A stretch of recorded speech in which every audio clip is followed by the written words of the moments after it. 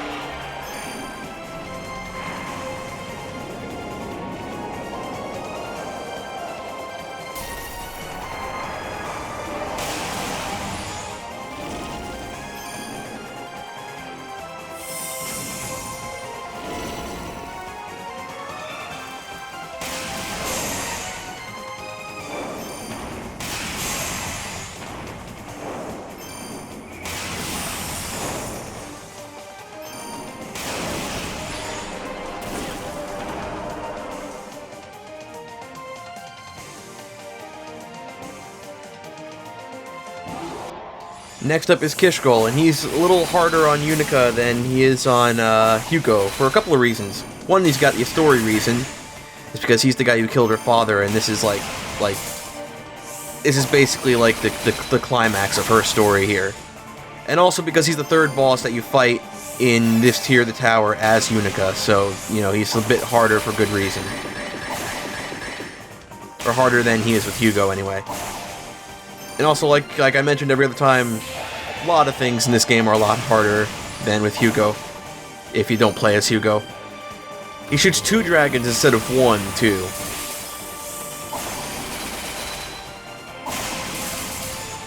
But for the most part, his attacks and his patterns are pretty much the same. Except he changes up just by a little bit.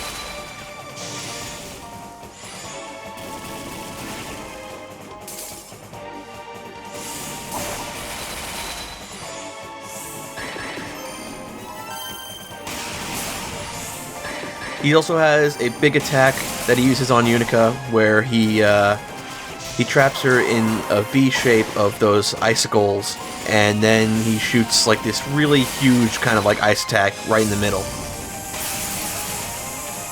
You can't touch that icy ground because that'll hurt you. It's kind of like the Dallas fight that way.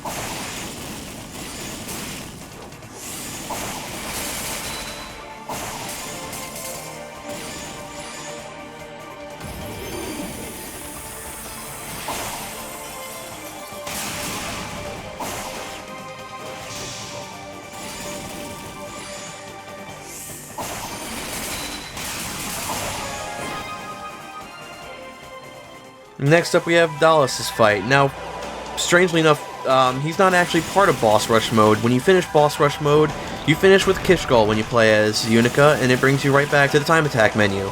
So yeah, so I have to select him, you know, on his own. Like everything else, he's mostly the same. Definitely not as easy to fight against as he is with Hugo. But since you've got Yunica and she's got the Phoenixes, it's not the worst part. It's not the worst thing. Just gotta remember to dodge all the Toho. Now, one last thing about time attack mode, anyway, is that the boss fights feel a little different when you do it in time attack mode than when you do it in story mode. For one, when you do things in time attack mode, it sets you at a specific level. The game will set you at a level that it thinks is appropriate for you to be at in that specific fight. Like, I think of the first boss, it like automatically puts you at like level 7 or 8.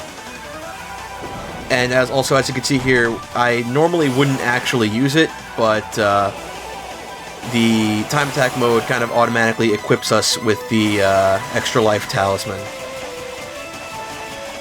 It does give us max weapon level though, which is where we should be for these last bits of the game anyway.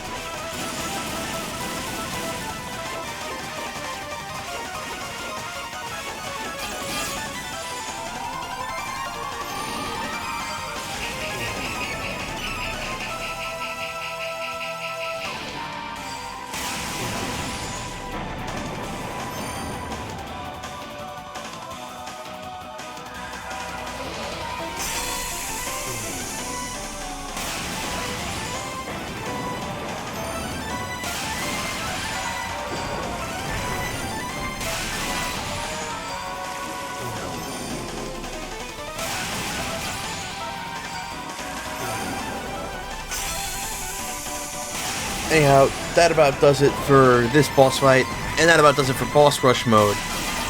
And next time, we'll still be in Ys Origin, except this time we'll be going through Toll's story. And I'm not going to focus on the entire game there, because for the most part, a lot of it is kind of the same there too. Instead, I'm going to focus mostly on like how his gameplay is also different, and some other aspects of it are different too, as well as the story. So anyway, I hope you'll join me next time. See you all in that next time when it comes.